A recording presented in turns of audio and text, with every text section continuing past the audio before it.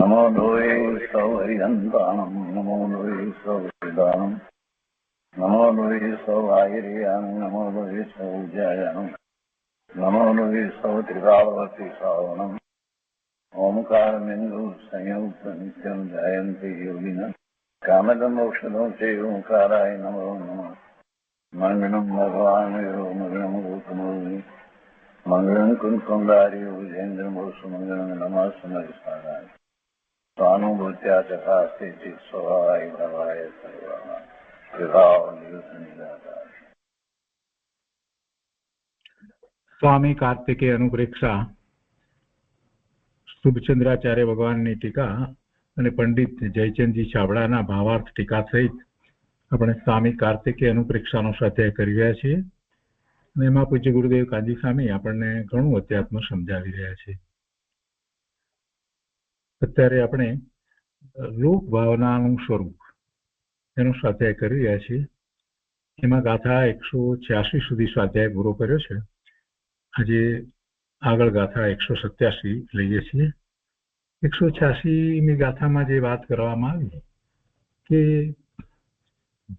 જીવને દેહથી ભિન્ન છે એ જાણવું જરૂરી છે અને એનું લક્ષણ ત્યાં બતાવ્યું. જીવ અને દેહ જુદા છે, કેમ કે અન્ય મતની અંદર અનેક પ્રકારે માન્યતાઓ વર્તે છે. દેહ સહિત જીવના અસ્તિત્વને લોકો સ્વીકારે છે, તો કે છે કે એવું સ્વરૂપ નથી. એટલે ત્યાં 186માં એ વાત કરી કે જીવ અને દેહ જુદા છે એની એ વાત કરવામાં આવી. અને જે સંભળાય છે આ બધી વાત જે છે એના ઉદાહરણ લઈ અને સમજાવ્યું. અને ભાવાર્થમાં એમ કહ્યું કે દેહમાં જીવ ન હોય તો જડરૂપ એવા માત્ર દેહને જ દેખવું, સ્વાદ લેવો, સાંભળવું, જવું આવવું, ગમન કરવું, આવું બધું કાંઈ બને નહીં. એટલે જીવ છે ત્યાં, અને એ જીવ દેહથી જુદો છે એ વાત કરી. હવે અહીંયા કે છે 187ની અંદર કે એ પ્રમાણે જીવને દેહથી મળેલો જ માનવા વાળા લોકો તેના ભેદને જાણતા નથી એમ કે છે. જીવને દેહથી મળેલો જે લોકો માને છે તો એ બંનેના ભેદને જાણતા નથી. પેલો ચેતન એવો જીવ, એને આ જળ એવું શરીર, એના ભેદને જાણતા નથી. તો 187ની ગાથામાં કહે છે, સંસ્કૃતમાં ગાથા આ રીતે છે કે રાજા અહમ નૃત્ય અહમ શ્રેષ્ઠી અહમ ચૈવ દુર્બલ બલિ ઇતિ એકત્વાદિષ્ટ દ્વયો ભેદમ ન બુધ્યતિ. એના અર્થમાં કહે છે કે દેહ અને જીવના એકપણાની માન્યતા સહિત લોક છે. એટલે કે જગતમાં જે જીવો છે બધાની માન્યતા આવી જ છે. દેહ અને જીવના એકપણાની માન્યતા, તો એ માન્યતા ખોટી છે. એટલે એ વાતને સમજાવવી છે. તો અહીંયા કહે છે કે દેહ અને જીવના એકપણાની માન્યતા સહિત લોક છે તે આ પ્રમાણે માને છે. એમાં લોકની અંદર જે જીવો છે તે આ રીતે માને છે કે હું રાજા છું, હું નોકર છું, હું શેઠ છું, હું દરિદ્ર છું, હું દુર્બળ છું, હું બળવાન છું, એ પ્રમાણે માને છે. અને એ પ્રમાણે માનતા થતા દેહ અને જીવ બંનેના તફાવતને જાણતા નથી. જે રાજા છે એનો જીવ, નોકર છે એનો જીવ, શેઠ છે એનો જીવ, જે બળવાન છે કે દુર્બળ છે, બધાના જીવ જીવ જ છે. એ રાજાપણું ક્યાં જીવને છે, કે નોકરપણું આત્માને ક્યાં છે? પણ એ દેહ સહિત પોતાને માને છે ને, એટલે દેહ અને જીવ બંનેના તફાવતને જાણતા નથી, એટલે એમ માને છે. તો પછી અનેક પ્રકારે વિપરીત માન્યતા કરે છે. અને એની ઉપર પૂજ્ય ગુરુદેવ કાંજી સ્વામીએ જે વિસ્તાર કર્યો છે તે આપણે પહેલા લઈએ. ગુરુદેવ સમજાવે છે, કાર્તિકેય અનુપ્રેક્ષા પ્રવચન ભાગ પહેલો, પાના નંબર 281. હું રાજા છું એમ અજ્ઞાની દેહ સાથે એકતા બુદ્ધિથી માને છે, પણ દેહ તો જડ છે અને હું તો જાણનાર દેખનાર આત્મા છું એમ ભિન્નપણું તે જાણતો નથી. કોણ? અજ્ઞાની. કેમ એ માને છે? કેમ કે દેહ સાથે એકતા બુદ્ધિ છે. દેહ સાથે એકતા બુદ્ધિથી જીવો મિથ્યાત્વ સહિત દશાની અંદર એમ જ માને છે. બધા જ જીવો એમ માને છે. એટલે જે એમાં જાણનાર દેખનાર આત્મા દેહની સાથે રહ્યો છે એને એનાથી જુદો ભિન્ન છે એમ માનતા નથી. હું તો જાણનાર દેખનાર આત્મા છું એમ, દેહ છે તે જડ છે એમ, એ બંનેનું ભિન્નપણું એ જાણતો નથી. જગતના પદાર્થો સત છે, હોવાપણે છે, તેનામાં મારો અધિકાર નથી. જગતના પદાર્થો છે, બધા છે, નથી એમ નથી, પણ તેનામાં મારો અધિકાર નથી. મારો અધિકાર નથી એટલે હું એમાં પહોંચતો નથી, વ્યાપતો નથી, એનું કાર્ય કરી શકતો નથી. એ બધા પોતાનું સ્વતંત્ર અસ્તિત્વ ધરાવે છે અને સ્વતંત્ર પરિણમન બધા જ પદાર્થોનું થઈ રહ્યું છે. એટલે એ જગતના પદાર્થો છે તે સત છે અને તેનામાં મારો અધિકાર નથી. આ મૂળ વાત છે કે જગતના પદાર્થો ભલે રહ્યા હોવાપણે છે, છતાં પણ એમાં મારો અધિકાર નથી. એ વાતને પકડવાની છે. જગતના પદાર્થો નથી એમ નહીં ચાલે. એમ પકડવા બેસીશું તો મિથ્યાત્વનો પ્રસંગ આવશે. છે વસ્તુ હોય એથી શું થયું? વસ્તુ છે એટલે મારી છે, વસ્તુ છે એટલે મારી છે એમ કેમ મનાય? એમાં મારો અધિકાર છે એમ કેમ મનાય? જ્યાં હું પહોંચતો નથી, જેના કાર્ય હું કરી શકતો નથી, જેની પર્યાયો હું બદલી શકતો નથી, એ બધામાં હું મારાપણાનો અધિકાર સ્થાપું, એ કેમ ચાલે? એટલે આ શરીર છે એ પણ શું છે? એ પણ પૂતગલનો સ્કંદ છે. તો એમાં મારો અધિકાર નથી. હું આત્મા અને મારો અધિકાર ક્યાં?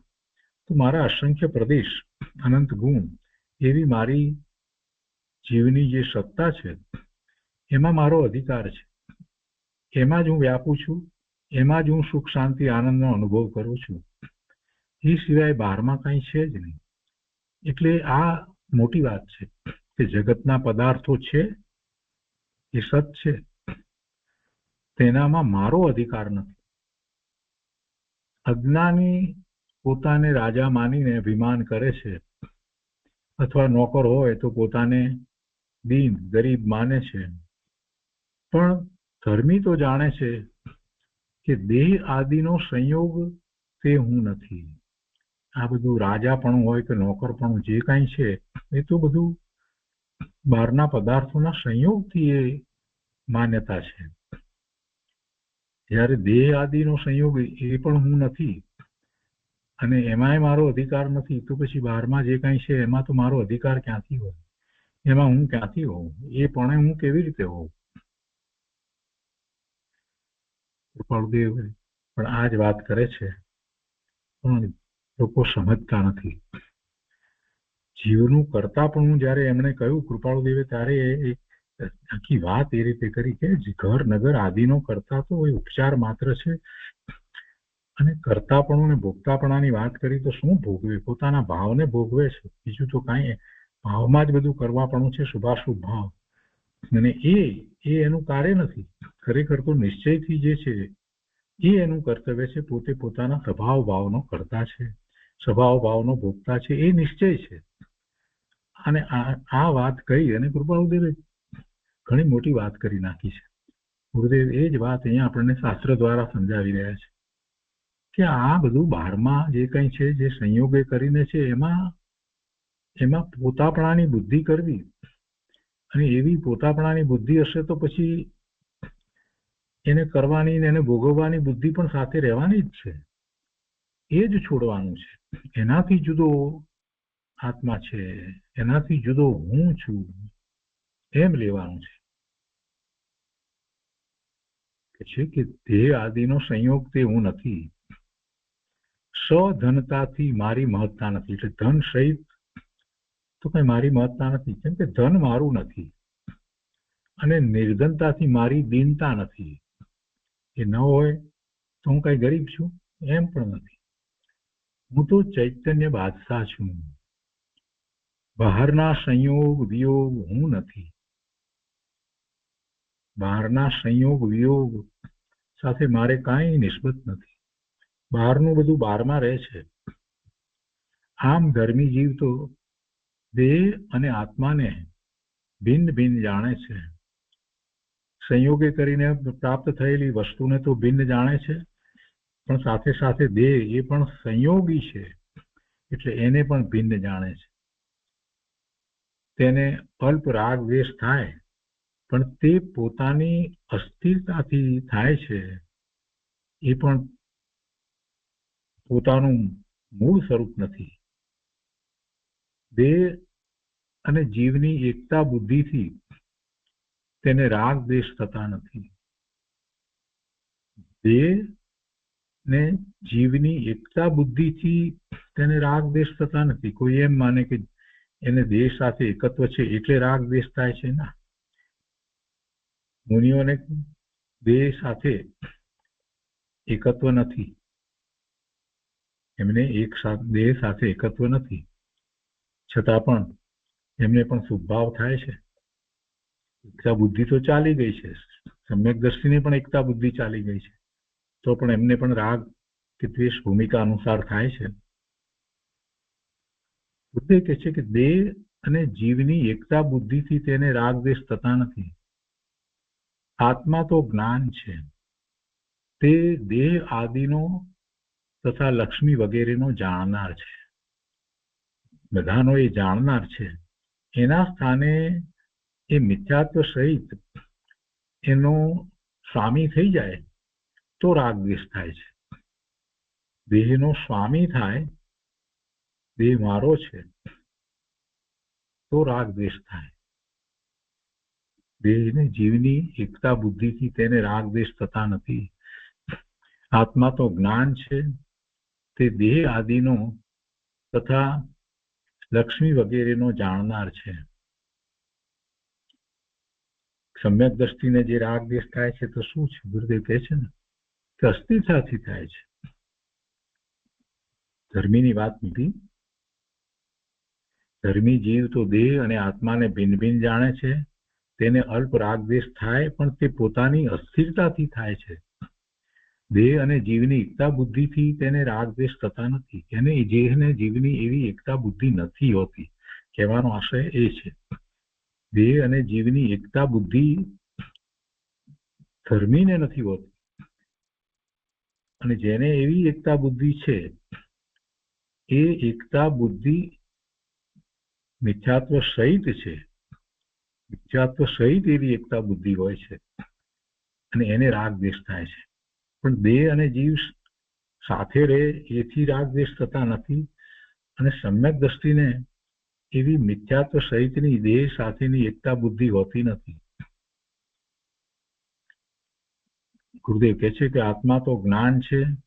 તે દેહ આદિનો તથા લક્ષ્મી વગેરેનો જાણનાર છે. શરીર પુષ્ટ હોય કે દુર્બળ હોય, શરીર પુષ્ટ હોય કે દુર્બળ હોય, લક્ષ્મીનો સંયોગ હો કે ન હો, તેનો જીવ જાણનાર છે. પણ ત્યાં તેને જાણતા હું દુર્બળ અને હું પુષ્ટ બળવાન, હું સ્વધન એટલે ધન સહિત અને હું નિર્ધન ધન વિનાનો, એમ અજ્ઞાની જીવ માને છે. કેમ કે બધામાં પોતાપણાની એને બુદ્ધિ છે. જે કઈ સંયોગ છે એમાં પોતાપણાની બુદ્ધિ છે.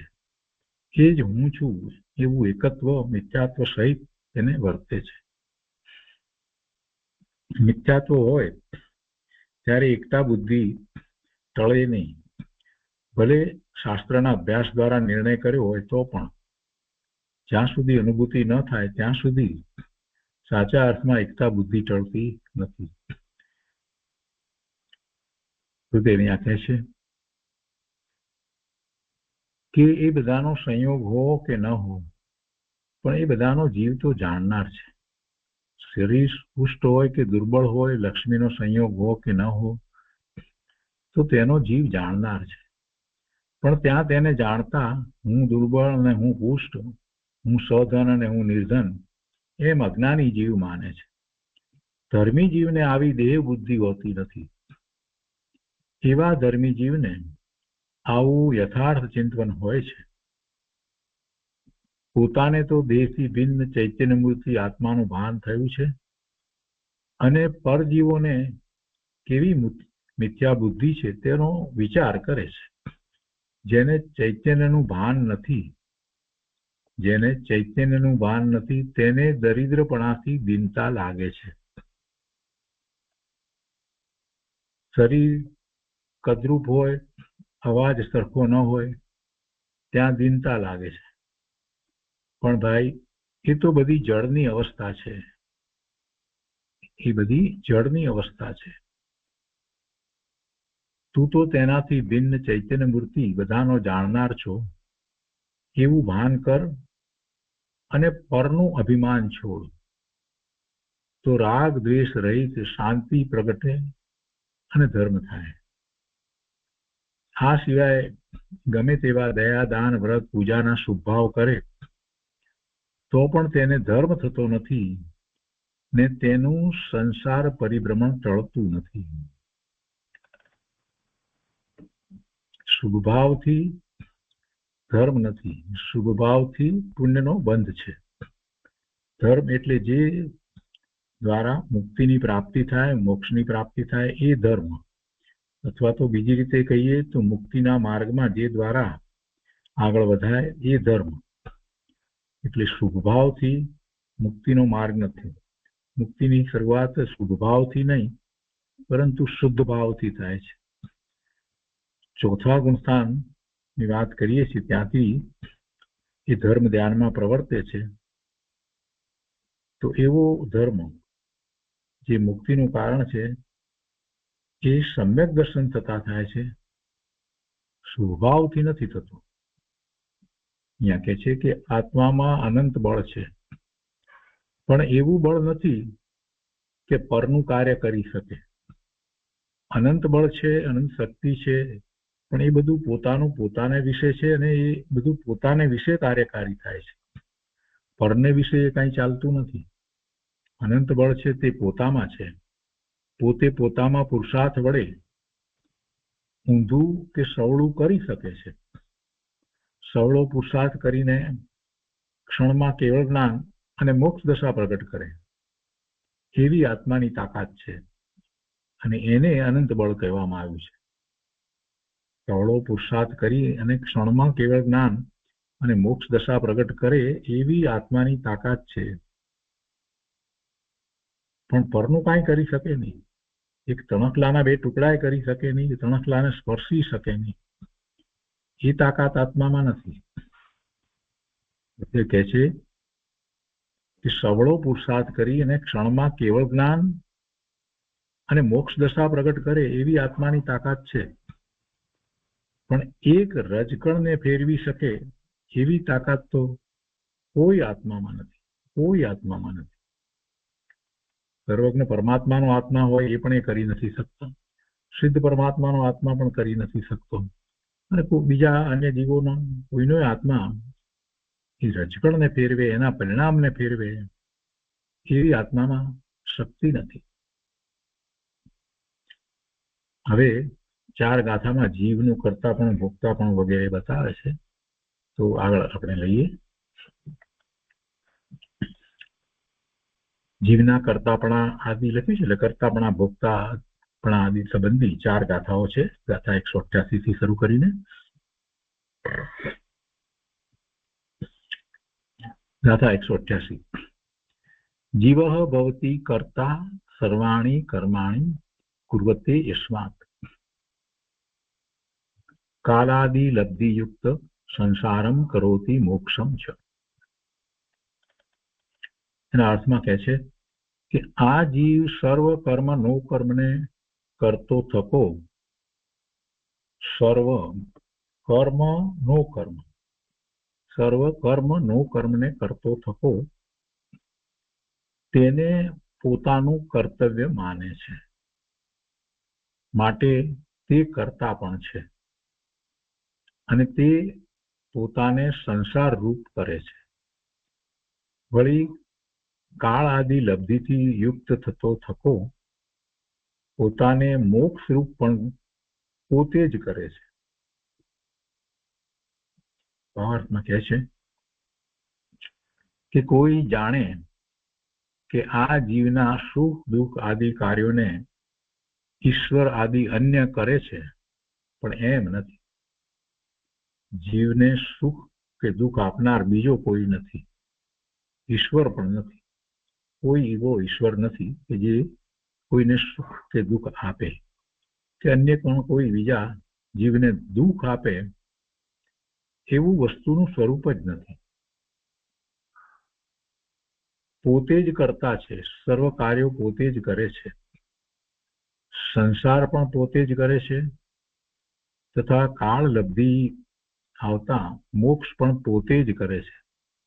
જો કાળ લબ્ધિની વાત કરી એટલે સમજી લેવાનું કે એ 5 સમવાયમાંનો એક સમવાય છે, એની મુખ્યતાથી વાત કહેવામાં આવી છે. પણ એ વખતે બાકીના 4 સમવાય હોય છે, કઈ એકલા કાળથી કાર્ય થાય છે એમ નથી. 5 સમવાય સહિત કાર્ય થાય છે. એમાં કોઈ પણ એકની મુખ્યતાથી વાત કરવામાં આવે કે પુરુષાર્થ દ્વારા કરવામાં આવે, અથવા તો કાળ લબ્ધિની મુખ્યતાથી કરવામાં આવે, ભવિતવ્યની મુખ્યતાથી વાત કરવામાં આવે, પણ એનો અર્થ સમજી લેવાનો કે એ એક 5 સમવાયમાંનો એક સમવાય છે, એની મુખ્યતાથી વાત કરી છે. એ વખતે 5 સમવાય હોય છે ત્યારે કાર્ય થાય છે. તો અહીંયા કહે છે કે તથા કાળ લબ્ધિ આવતા મોક્ષ પણ પોતે જ કરે છે, અને એ બધા કાર્યો પ્રત્યે દ્રવ્ય ક્ષેત્ર કાળ ભાવ રૂપ સામગ્રી નિમિત્ત છે જ. એ બધા કાર્ય જે થાય છે, શિખર પરિણામો જે થાય છે, એ પ્રત્યે દ્રવ્ય ક્ષેત્ર કાળ અને ભાવરૂપ સામગ્રી નિમિત્ત છે જ. એ નિમિત્ત નથી એમ નથી કેવું, પણ એ બધાને કારણે થાય છે એમ નથી, એ એમાં નિમિત્ત કારણ છે. પોતાના પરિણામ જે થાય છે તો એમાં પોતાનું જ દ્રવ્ય છે, પોતાનું સ્વક્ષેત્ર છે, અને જે સમય થાય છે પોતાનો એ સ્વકાળ છે, અને એ વખતે પોતાના ભાવ છે, એવી સામગ્રી નિમિત્ત છે જ. તો એ 188મી ગાથા થઈ, અને એ પછી 189મી ગાથા છે. એમાં આગળ કહે છે કે જીવ અપી ભવતી ભોક્તા. પેલું કર્તાપણાની વાત કરી, અહીંયા ભોક્તાપણાની વાત કરે છે કે જીવ અપી ભવતી ભોક્તા કર્મફલમ સ અપી ભુક્તે યસ્માત કર્મ વિપાકમ વિવિધમ સ ચ એવ પુનક્તિ સંસારે. પુનક્તિ સંસારે ભોગવે છે, પુનક્તિ સંસારે. એના અર્થમાં કહે છે કારણ કે જીવ કર્મનું ફળ આ સંસારમાં ભોગવે છે, માટે ભોગતા પણ તે જ છે. વળી સંસારમાં સુખ દુઃખ રૂપ અનેક પ્રકારના કર્મના વિપાકોને પણ તે જ ભોગવે છે, એટલે જીવ જ ભોગવે છે. કારણ કે જીવ કર્મનું ફળ આ સંસારમાં ભોગવે છે, માટે ભોગતા પણ તે જ છે. અને વળી સંસારમાં સુખ દુઃખ રૂપ અનેક પ્રકારના કર્મના વિપાકોને પણ તે જ ભોગવે છે. તો એ રીતે આ 188 અને 189 બે ગાથા આપણે પહેલા લઈએ છીએ. એની પર પૂજ્ય ગુરુદેવ કાંજી સ્વામીએ કર્તા ભોગતા સંબંધી જે વિસ્તાર કર્યો છે તે સમજીએ. 188મી ગાથા કર્તાપણાની જે વાત કરી એને સમજાવતા ગુરુદેવ કહે છે કે જીવ અજ્ઞાન દશામાં પરને કરવાનું માને છે. અજ્ઞાન દશામાં પરનો કરતા થાય છે એમ આપણે બોલીએ છીએ, એનો અર્થ જ એ છે કે જે કંઈ સ્વ સિવાય બીજું બધું જે છે એ પર છે, અને એમાં કાંઈ પણ ફેરફાર કરવો એવું જે માને છે તે અજ્ઞાની મિથ્યા દ્રષ્ટિ છે. કેમ કે પરની અંદર કોઈ ફેરફાર કરી શકતું નથી. જીવ અજ્ઞાન દશામાં પરને કરવાનું માને છે, તે માનનારો જડ નથી પણ ચેતન છે ચેતન. પણ કેમ એમ માને છે તેની વાત કરે છે. ગુરુદેવ કહે છે કે અજ્ઞાની જીવ મોહ ભાવનો કરતા થાય છે, મોહ ભાવનો કરતા થાય છે, અને મોહને વશ એ અનેક પ્રકારે માન્યતા કરે છે. એમાં કંઈક કરવાની માન્યતા પણ કરે છે. એને મોહને કારણે અંદરમાં એમ પણ છે કે હું કરી શકું છું, બીજાના પરિણામ ફેરવી શકું છું, જગતના કાર્યો હું કરી શકું છું, એ પણ એને અંદરમાં મિથ્યાત્વને કારણે એવી માન્યતા છે. અને મોહ ભાવને વશ થયો થકો એ બહારમાં જ્યારે સુખની શોધ કરે છે તો જગતના પદાર્થોમાં કંઈક કરવું, એને મેળવવા અથવા તો એને રાખવા, એવો પરિગ્રહ વધારવો વગેરે, એ બધા ભાવ એ મોહજનિત ભાવ છે. તો એને કારણે એને એમ પણ છે કે એ બધું કરી શકે છે. એટલે ખરેખર તો પરપદાર્થોનો કરતા થતો નથી, એને તેમાં કઈ ફેરફાર કરે છે એમ નથી. પણ એ અજ્ઞાની જીવ એ મોહ ભાવનો કરતા થાય છે.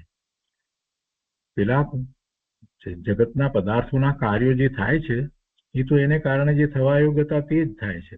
એ વખતે આને મોહવશ થઈ અને એમ માન્યું કે હું એ કરું, અને એમ એ એનો કરતા થાય છે. વાસ્તવમાં એ પોતે પોતાના ભાવનો કરતા, એટલે મોહ ભાવનો કરતા થાય છે. પેલા પદાર્થનો, એની પર્યાયને બદલવાનો, એના પરિણામને બદલવાનો ખરેખર એ કરતા થઈ શકતો નથી. અને ધર્મી જીવ જ્ઞાનનો જ કરતા થાય છે. એને તો મિથ્યાત્વ ગયું છે એટલે એ તો જ્ઞાનનો જ કરતા થાય છે. બાહ્યમાં પદાર્થો પરિણમે છે પોતાની સમીપમાં, તો જ્ઞાનીને એમ લાગે છે કે એ એના કારણે પરિણમે છે ને એ મારા જ્ઞાનનું જ્ઞેય છે. જ્યારે અજ્ઞાનીને મોહ છે, મિથ્યાત્વ છે, તો એને એમ થાય છે કે હું એ બધાને ફેરવું છું, ફેરફાર હું કરું છું. એટલે એ એનો મોહ ભાવ છે. એ મોહ ભાવનો કરતા થયો. અને જ્ઞાની ધર્મી એનો જ્ઞાતા થાય છે. એટલે એ જાણે છે માત્ર કે આ બધું થઈ રહ્યું છે, પોતાથી જુદું છે. એટલે ધર્મી જીવ જ્ઞાનનો જ કરતા થાય છે. જો બેની વાત સાથે લઈ અને ગુરુદેવે આપણને ન્યાય સમજાવી દીધો છે. ગુરુદેવ કહે છે કે એક રજકણને પણ ફેરવવાની ક્રિયા ધર્મી જીવ પોતાની માનતા નથી. બાહ્યમાં જે ફેરફારો થઈ રહ્યા પોતાની સમીપમાં, તો એને પોતે કરે છે, ફેરવે છે. શરીરની અંદર પણ જે કંઈ થઈ રહ્યું હોય તો એમાં એ કંઈ પોતે કરે છે, એક્સરસાઇઝ પોતે કરે છે, શરીરને નિરોગી પોતે રાખે છે, સમય સમય ચેકઅપ કરાવે છે, વગેરે વગેરે. જે માન્યતાઓ જે છે ને, એ માન્યતા ધર્મી જીવને હોતી નથી. એ થતું હોય તો પણ એનો એક જ્ઞાતા દ્રષ્ટા રહે છે. એને ફેરવવાનો વિકલ્પ એ ઉઠતો નથી. કે છે કે એક રજકણને પણ ફેરવવાની ક્રિયા ધર્મી જીવ પોતાની માનતા નથી. જીવ સ્વતંત્રપણે પોતાની સંસાર કે મોક્ષ દશાને કરે છે. મૂળ તો આ વાત ચાલી રહી છે ને, એમાંથી આ વાત ગુરુદેવે કાઢી કે સંસાર દશાને કરે છે તો કેવી રીતે? મિથ્યાત્વ મોહ ભાવને કારણે એ શુભાશુભ ભાવે પરિણમી અને સંસાર કરે છે. અને મિથ્યાત્વ જેનું ટળ્યું છે એવો ધર્મી જીવ જ્ઞાન ભાવે રહી અને આગળ વધતા વધતા છેવટે પૂર્ણપણે પોતાના સ્વભાવ ભાવમાં સ્થિર થાય છે તો મોક્ષ દશાને કરે છે. ગુરુદેવ કહે છે કે જીવ કાળ આદિ લબ્ધિથી યુક્ત થયો થકો. કાળ આદિ એમ કહ્યું છે એટલે એકલો કાળ નથી, કાળ આદિ. કાળ આદિ લબ્ધિથી યુક્ત થયો થકો પોતાથી જ પોતાની સંસાર કે મોક્ષ દશાને કરે છે. સંસાર દશાને કરે છે તો પણ એના ઊંડા પુરુષાર્થ મિથ્યાત્વને કારણે, અને મોક્ષ દશાને કરે છે તો એ પોતાના સાચા પુરુષાર્થને કારણે.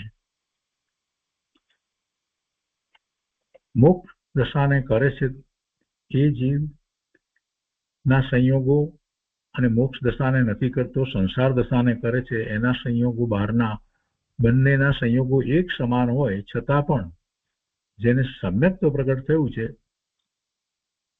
એ મોક્ષ દશાને કરે છે એટલે મોક્ષ માર્ગમાં આગળ વધે છે. અને જેને સમ્યક તો નથી, મિથ્યાત્વ છે, એ જ સંયોગો હોવા છતાં એ સંસાર દશામાં આગળ વધે છે. એટલે બહારના સંયોગો એક સરખા હોય તો પણ એ સંસાર તરફ આગળ વધે કે મોક્ષ એટલે મુક્તિના માર્ગ તરફ આગળ વધે, એનું કારણ તો સમ્યક્ત્વ અને સાચો પુરુષાર્થ છે. પેલાનો મિથ્યાત્વ અને ઊંધો પુરુષાર્થ છે.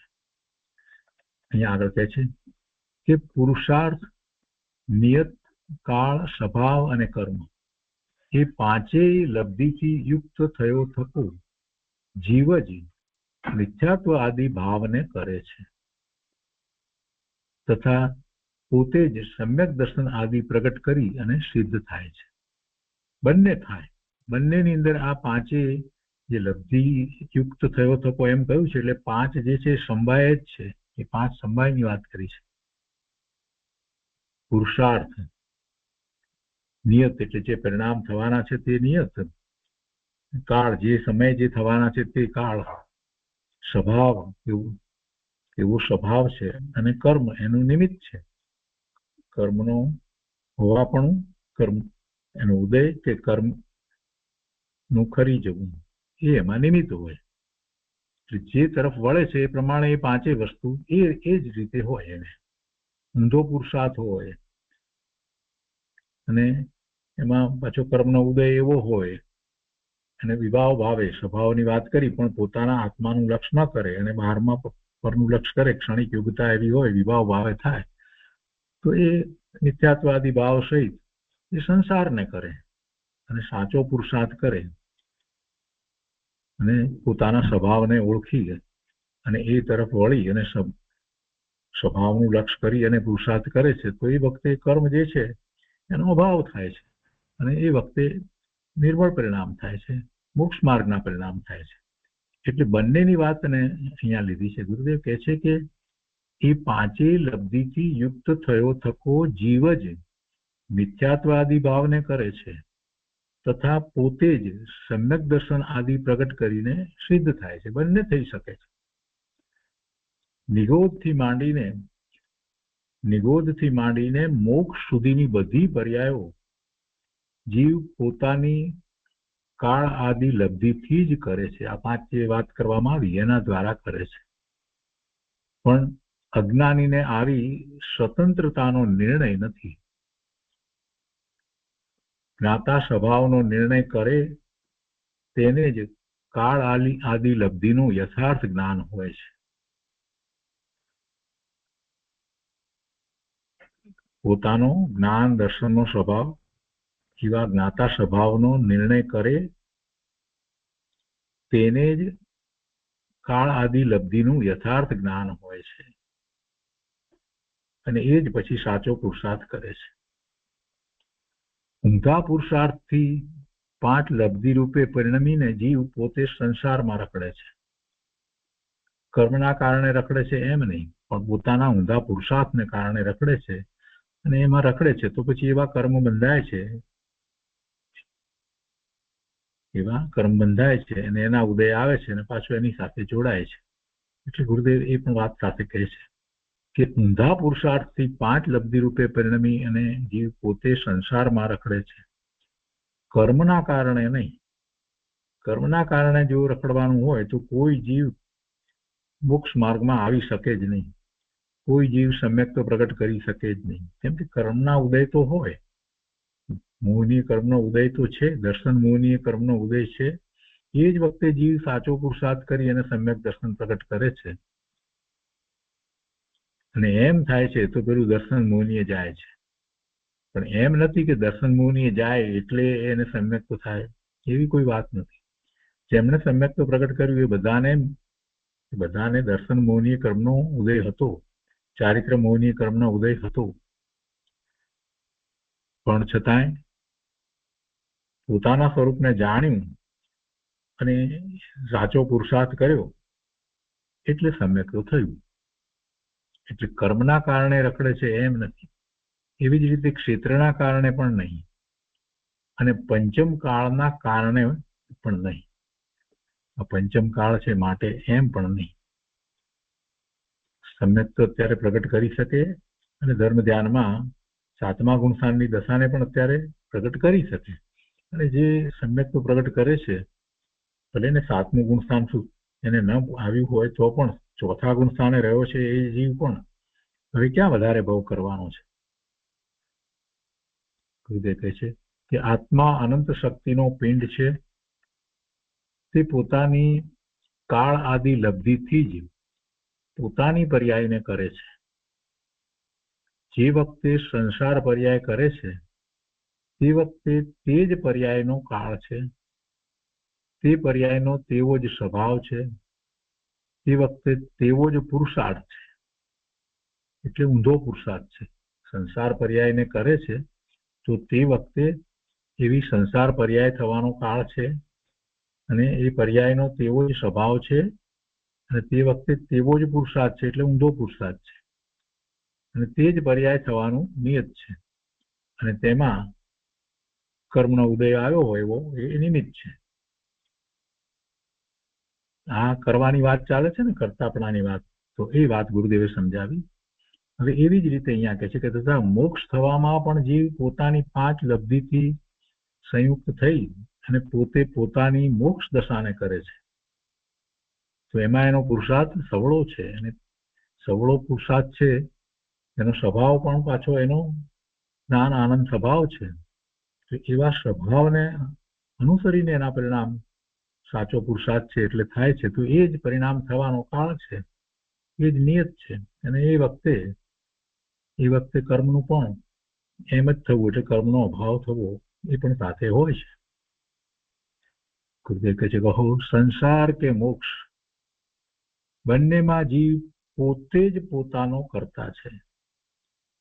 બીજું કોઈ કારણ નથી, બીજું કોઈ કારણ નથી. કર્મ રખડાવે કે નિમિત્તથી કાંઈ થાય એ વાત સાચી નથી.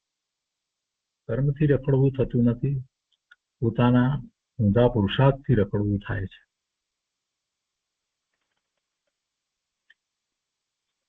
આગળ સમજાવે છે ગુરુદેવ કે જેને સમ્યક જ્ઞાન થયું હોય તેને જ કાળ આદિ લબ્ધિનું યથાર્થ જ્ઞાન થાય છે. અજ્ઞાનીને ભલે કાળ આદિ લબ્ધિનું ભાન નથી, પણ તે જીવ પણ તેની કાળ આદિ લબ્ધિથી જ સંસારમાં રખડે છે. એને ભાન ન હોય કે એનો પુરુષાર્થ ઊંધો છે કે કાળ લબ્ધિ વગેરે કાંઈ એ જાણતો ન હોય, ધર્મની વાતને 5 સંભાઈને જાણતો ન હોય, પણ નથી જાણતો એટલે શું થઈ ગયું? પુરુષાર્થ ઊંધો થાય છે. અજ્ઞાનીને ભલે કાળ આદિ લબ્ધિનું ભાન નથી, પણ તે જીવ પણ તેની કાળ આદિ લબ્ધિથી જ સંસારમાં રખડે છે. નિગોદનો જીવ કર્મના કારણે નિગોદમાં નથી રહ્યો, પણ તે તેની કાળ આદિ લબ્ધિથી યુક્ત થઈ અને નિગોદમાં રહ્યો છે. એટલે કાળ આદિ લબ્ધિથી યુક્ત થયું એટલે એમાં 5 વસ્તુ આવી ગઈ, એનાથી એ નિગોદમાં રહ્યો છે. અભવ્ય જીવ તેની કાળ આદિ લબ્ધિથી સંસારમાં રખડે છે, કર્મના કારણે નહીં. 6 દ્રવ્યોમાં પોતપોતાની કાળ લબ્ધિ છે. અહીંયા કાળની મુખ્યતાથી વાત કરી છે, સમજવાનું છે કે 5 વસ્તુ હોય છે અને કહે છે કે 6 દ્રવ્યોમાં પોતપોતાની કાળ લબ્ધિ છે. હવે આ જે વાત કરી એમાં પેલા પુરુષાર્થ શું કરવાના? પુરુષાર્થ 6 દ્રવ્યોનો વિચાર કરીએ તો અહીંયા એક પ્રશ્ન આપણને થાય કે એને ક્યાં પુરુષાર્થ છે, પણ એનું પરિણમન જે થાય છે ને એ અપેક્ષાથી આખી વાત લીધી છે. એટલે કહે છે કે 6 દ્રવ્યોમાં પોતપોતાની કાળ લબ્ધિ છે. એનામાં જે શક્તિ પડી છે ને, દરેક દ્રવ્યમાં પરિણમવાની જે શક્તિ પડી છે ને એ રીતે, તો 6 દ્રવ્યના પરિણમનનો વિચાર કરીએ તો એનું જે સ્વાભાવિક પરિણમન જે થાય છે, આપણે 2 પ્રકારે પરિણમન થાય, જીવને અને પૂતગળને. એક તો સ્વભાવ ભાવે પરિણમન થાય, જેને આપણે સાચો પુરુષાર્થ કહીએ છીએ. જેવો સ્વભાવ છે એ જ ભાવે પરિણમન થવું એને આપણે પુરુષાર્થ કહીએ છીએ. અને એનાથી વિપરીત ભાવે પરિણમન થવું તો એ ઊંધો પુરુષાર્થ કહીએ છીએ. અને પેલા દ્રવ્યનો વિચાર કરીએ, પૂતગળ સિવાયના 4 દ્રવ્યોનો, તો એમનો જે સ્વભાવ છે એવું સ્વભાવ ભાવે પરિણમન થાય છે, એવું પરિણમન એમને સહજ છે, એટલે ચેતના નથી, અને એ રીતે જ એના પરિણામ થાય છે. એટલે ગુરુદેવ એ કહે છે કે છ દ્રવ્યોમાં પોતપોતાની કાળલબ્ધિ છે. અને પૂતગળનો વિચાર કરીએ તો પૂતગળ પરમાણુનું પણ એમ જ પરિણમન છે, સ્વભાવે ભાવે જ પરિણમન થઈ રહ્યું છે, પણ એ જ પૂતગળ પરમાણુનું બીજી રીતે પણ પરિણમન થાય છે, વિભાવરૂપ પરિણમન થાય છે, એટલે કે સ્કંદરૂપ પરિણમન થાય છે. જીવમાં અને પૂતગળમાં બેમાં જ બે પ્રકારના પરિણમન થવાની યોગ્યતા પડી છે. જેવો સ્વભાવ છે એવું સ્વભાવ ભાવે પરિણમન, અને જે સ્વભાવ છે એના કરતા જુદી રીતે પરિણમન. એટલે જીવનું બે રીતે પરિણમન થાય છે, અને સ્વભાવ ભાવે પરિણમન જે થવું એ પુરુષાર્થ છે, એ પણ એ જીવ પોતે કરી શકે છે. અને વિભાવ ભાવે પરિણમનમાં પોતે રોકાય એ પણ એ કરી શકે છે, એવી એનામાં યોગ્યતા છે, એવી યોગ્યતા છે. એટલે આ છ દ્રવ્યની વાત લીધી અને એ રીતે સમજવાની છે કે છ દ્રવ્યમાં પોતપોતાની કાળલબ્ધિ છે. ઈશ્વરે તો જીવને સંસારમાં રખડાવ્યો નથી, અને કર્મથી પણ જીવ રખડતો નથી. કોઈ ઈશ્વર જીવને સંસારમાં રખડાવતો નથી કે દુઃખી કરતો નથી. એવો કોઈ ઈશ્વર જ નથી કે જગતના બધા પદાર્થોનું અને જગતના જીવોનું, એના કાર્યોનું બધાનું એ પરિણમન કરાવે, નિયમન કરે, એવો કોઈ ઈશ્વર હોતો નથી. એટલે ઈશ્વરે તો જીવને સંસારમાં રખડાવ્યો નથી. અને કર્મની વાત કરે છે તો કહે છે કે કર્મથી પણ જીવ રખડતો નથી, કેમ કે કર્મથી જીવ રખડતો હોય તો કોઈ સમ્યક દર્શન પ્રગટ કરી ન શકે, એમ પણ નથી. જીવ પોતાના સ્વભાવને ભૂલીને તે પર્યાયનો કાળ આદિ લબ્ધિથી પોતાને સંસાર રૂપે કરે છે. જીવ પોતાના સ્વભાવને ભૂલીને તે પર્યાયનો કાળ આદિ લબ્ધિથી પોતાને સંસાર રૂપ કરે છે, અને પોતે જ સ્વભાવના પુરુષાર્થથી જેવો સ્વભાવ છે એવો પુરુષાર્થ, સ્વભાવના પુરુષાર્થથી સ્વકાળ લબ્ધિ વગેરે પામીને પોતાને મોક્ષ રૂપ કરે છે. ગુરુદેવ કહે છે કે જુઓ, આ સમજે તો પર આશ્રય બુદ્ધિ ટળી જાય, પર દ્વારા પોતાનું કલ્યાણ થાય છે એવી બુદ્ધિ ટળી જાય. મહાપુરુષો જગતનું કલ્યાણ કરે છે એ બુદ્ધિ પણ ટળી જાય. એમની કરુણા થાય તો મારું કલ્યાણ થાય, એ બધી બુદ્ધિ ટળી જાય. પર આશ્રય બુદ્ધિ, પરાધીનતાની બુદ્ધિ ટળી જાય. કેમ કે સ્વભાવ એનો છે, અને એ સ્વભાવ ભાવનો પુરુષાર્થ એટલે સ્વભાવ ભાવે થવું એ પોતે કરી શકે છે, કોઈ બીજો એને એ કરાવી શકે નહીં. સાક્ષાત તીર્થંકર ભગવાન કેવળી પરમાત્મા એ પણ એને એવા ભાવે કરાવી શકતા નથી.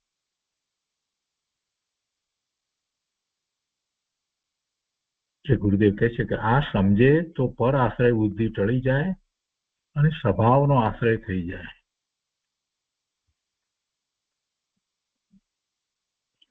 ગુરુદેવ કહે છે કે જુઓ, આ 188 થઈ અને 191 સુધીની 4 ગાથાઓમાં વસ્તુ સ્થિતિ મૂકી દીધી છે. એટલે કર્તા અને ભોક્તાની જે વાત કરી છે એ બહુ સરસ રીતે અહીંયા દર્શાવી છે.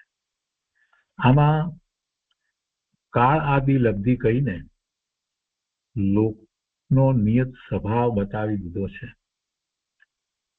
જગતમાં બધા પદાર્થો પોતપોતાની કાળ લબ્ધિથી પરિણમી રહ્યા છે. તેમાં નિમિત્ત શું કરે? નિમિત્ત કાંઈ કરતું નથી. ભાવાર્થમાં કહે છે કે કોઈ જાણે કે આ જીવના સુખ દુઃખ આદિ કાર્યોને ઈશ્વર આદિ અન્ય કરે છે, પણ એમ નથી. પોતે જ કરતા છે, સર્વ કાર્યો પોતે જ કરે છે. કાળ લબ્ધિ આવતા સંસાર પણ પોતે જ કરે છે, તથા મોક્ષ પણ પોતે જ કરે છે. અને એ બધા કાર્યો પ્રત્યે દ્રવ્ય ક્ષેત્ર કાળ ભાવરૂપ સામગ્રી નિમિત્ત છે જ. આ વાત આપણે વાંચી, હવે એનો વિસ્તાર ગુરુદેવ કરે છે. ઈશ્વર આદિ અન્ય કોઈ જીવના સંસાર મોક્ષનો કરતા નથી. ઈશ્વર કે બીજા કોઈ પણ જીવના સંસાર કે મોક્ષ બેમાંથી કોઈના કરતા નથી. એટલે કર્મ કે નિમિત્ત તે કાંઈ જીવને સંસાર કે મોક્ષ કરાવતા નથી. એટલે પરાધીનતા છોડવી. જીવ પોતે જ કાળ લબ્ધિ પામીને પોતાના સંસાર કે મોક્ષ ભાવને કરે છે. જો કાળ લબ્ધિનો અર્થ એમ ન સમજો કે હવે જયારે કાળ પાકશે ત્યારે થશે, એમ નથી. કાળ લબ્ધિની વાત કરતા જ આપણે પાંચેય વસ્તુને સાથે સમજવાની છે. કેમ કે ત્યાં આદિ શબ્દ વારંવાર નથી પ્રયોજ્યો. કેટલીક જગ્યાએ લખ્યું છે કે કાળ આદિ લબ્ધિ ને કેટલીક જગ્યાએ કાળ લબ્ધિ એમ લખ્યું છે. પણ એનો અર્થ બધી જગ્યાએ સમજી લેવું. જીવ પોતે જ કાળ લબ્ધિ પામીને પોતાના સંસાર કે મોક્ષ ભાવને કરે છે. કાળે કાળે કાર્ય થાય છે. આમ કાળ લબ્ધિનું સ્વરૂપ નક્કી કર્યું. તેમાં વસ્તુ ઉપર દ્રષ્ટિ જાય છે. જ્ઞાન સ્વભાવ તરફ વળ્યા વગર કાળ લબ્ધિનો નિર્ણય થતો નથી. કોઈ એમ કે કાળ લબ્ધિ પાકે ત્યારે થાય, એકલો કાળ, એમ હોતું નથી. જ્ઞાન સ્વભાવ તરફ વળ્યા વગર કાળ લબ્ધિનો નિર્ણય થતો નથી. એટલે શું છે કાળ લબ્ધિ કયું છે ત્યારે બાકીની ચાર વસ્તુ સાથે હોય છે, કેવી રીતે હોય છે, એ બધાનો નિર્ણય થાય નહીં. ત્યારે જ્ઞાન સ્વભાવ તરફ વળે છે, પોતે ભગવાન આત્મા જ્ઞાન સ્વરૂપ છે એવા નિર્ણય સહિત એનો બધો વિચાર કરે છે, ત્યારે એને ખ્યાલ આવે છે બધું વ્યવસ્થિત છે. ગુરુદેવ કહે છે કે બધું વ્યવસ્થિત છે. કહો બધું વ્યવસ્થિત છે એમ નક્કી કરતા સમસ્ત પરથી ઉદાસીન થઈ ગયો કે બધું વ્યવસ્થિત છે, પોતે એમાં કંઈ કરી શકતો નથી, કરવાની જરૂર પણ નથી ને કરી શકતોય નથી. બહારમાં કંઈ પણ કરવાની જરૂર નથી. જે પરિણામો જેના જે રીતે થવા યોગ્ય છે તે રીતે થઈ રહ્યા છે. ક્ષય દ્રવ્યના પરિણામ સતત થઈ રહ્યા છે. કોણ કોનું કરે, કોઈ કોઈનું કરે એવું વસ્તુનું સ્વરૂપ નથી. બધા જ પરિણમી રહ્યા છે. તો બધું વ્યવસ્થિત છે. તો એમ નક્કી કરતા સમસ્ત પરથી ઉદાસીન થઈ ગયો. જગતના બધા પદાર્થોથી ઉદાસીનતા થાય અને પર્યાય ઉપરથી પણ દ્રષ્ટિ છૂટી અને જ્ઞાતા સ્વભાવ ઉપર દ્રષ્ટિ ગઈ. ધ્રુવ સ્વભાવ સન્મુખ થયો, તેને જ કાળ લબ્ધિનો યથાર્થ નિર્ણય થયો. જે જીવ સવળો પુરુષાર્થ કરે તેને સાચા દેવ, ગુરુ વગેરે યોગ્ય દ્રવ્ય, ક્ષેત્ર, કાળ ભાવની સામગ્રી જ નિમિત્ત હોય છે. જે સવળો પુરુષાર્થ કરે એને આવા નિમિત્ત હોય છે. સાચા દેવ, ગુરુ, શાસ્ત્ર વગેરે હોય અને એ જ પ્રમાણે યોગ્ય દ્રવ્ય, ક્ષેત્ર, કાળ ભાવની સામગ્રી જ નિમિત્ત હોય છે. કાર્ય તો પોતાની કાળ લબ્ધિ વગેરેથી થાય છે. પરના દ્રવ્ય, ક્ષેત્ર, કાળ ભાવથી પોતાનું કાર્ય થતું નથી.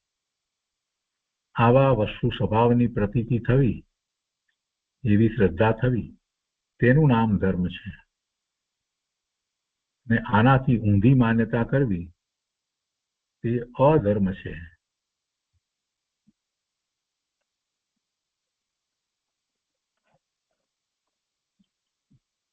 તો એ રીતે 188ની ગાથા નો વિસ્તાર પૂરો થયો.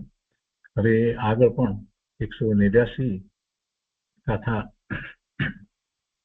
થી 51 સુધીની ગાથામાં એ બધી વાતનો વધારે વિસ્તાર કરી અને પ્રયોજનભૂત વાત સમજાવે છે. તો એ આપણે આવતા સ્વાધ્યાયમાં લઈશું. આજનો સ્વાધ્યાય અહીંયા 188ની ગાથા સુધી રાખીએ છીએ.